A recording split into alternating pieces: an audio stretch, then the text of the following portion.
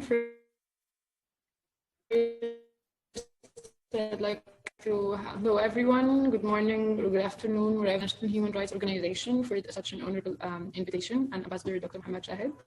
My name is Raghda. I'm Egyptian with a Palestinian origin, and I'm also a media researcher, youth volunteer, and communication assistant at the African Union. So I really find it's crucial to sit here at the invitation today to talk with, at least among leaders and activists and decision makers all over the world. I think that at this time, all individuals are setting their own agendas towards what we're planning to do, what we're doing to do the next year. So I think that it's crucial that all of us also include the climate agenda in our agendas, and even individually or work agenda, organization-wise, and everything. I only need to hot spotlight on the COVID-19 pandemic. I see that this pandemic has enabled us, all of us, to exercise what's called global solidarity, and we have seen a lot of roles that been done that prove to us that everyone has role to play. So we saw doctors fighting in the forefront, we saw young people innovating, we creating sanitizers, we saw young women standing in the gender-based violence with the activists. We saw a lot of practicing the solidarity, and this is the concept that we needed to know.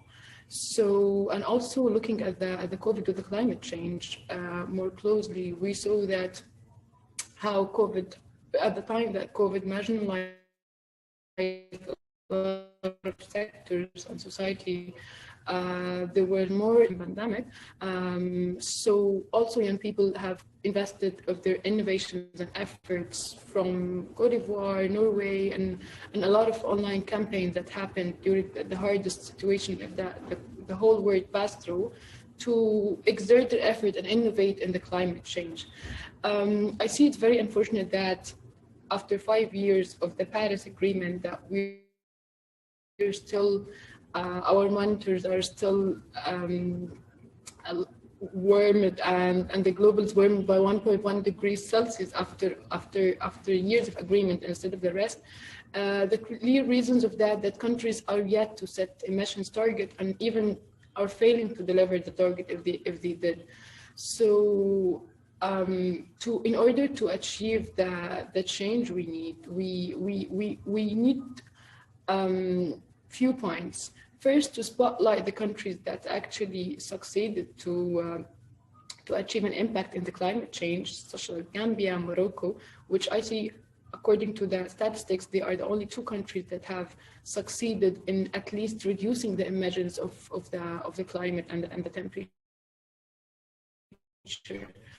But also we have to consider ourselves the rest of the countries. For example, coming to Egypt, there is no doubt climate change that will affect us in various ways, the Nile, the Delta, and all of that. Despite of having climate activists, climate change youth who are like Mohana, who start up to raise awareness on the climate change, but there's still a lot to do.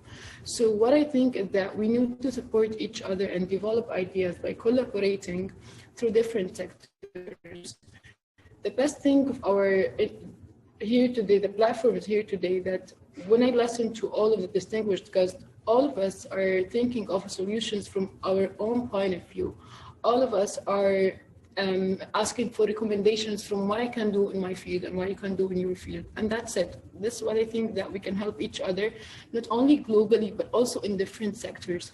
So let me start by saying that we need to, as young people, we need to do two things actually. We need to innovate, create, but also we need to support the actual saying that we don't have strategies for the climate change. There are strategies, but they need to be done. They need an action. So what we're looking for now is an action. Finally, the 4 recommendations I'd like to say is the awareness. There's a great need of the awareness, because as much as climate issues are connected to our world, but yet people are not giving it the importance of that. They are not considering it as something crucial. That's because of people are not understanding what the climate change is, or what the climate issues, how can affect me individually. So for example, if we said that the impact of the climate change on poverty, if you spoke about poverty, all people like, they will talk, they will have a lot of speeches about poverty.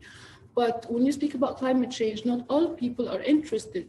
I'm speaking about my generation, about other people, just they're thinking that it's something extra to think of.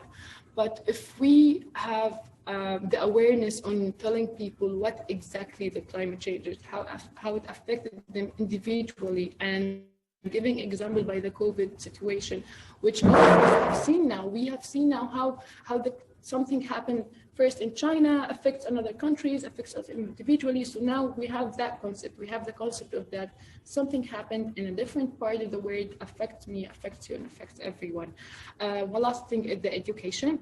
A second thing, actually, the education. As Her Excellency Mrs. Rosalia said, the education is the key factor. So yes, the younger generation need to understand what means the climate change. They need to understand the goal 13 of the global change of the UN SDGs. Also in the African Union, we have the theme of the year, silencing the guns. We included in silencing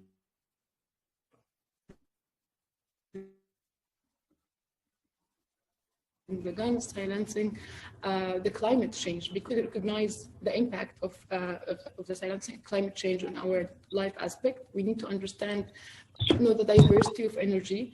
We need also to do grassroots initiatives and build social media campaigns to reach out to different people. So my own point is that we need to create a platform where we can connect to each other and support each other with different sectors. So for example, if we said there's a platform for people from Pakistan having an idea on the climate change, other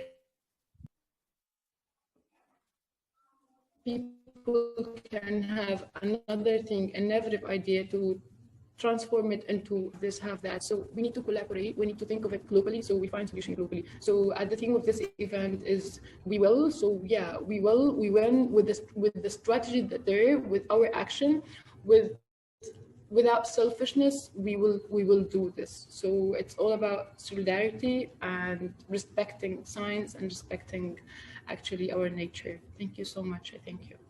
Thank you very much, Raghda. You are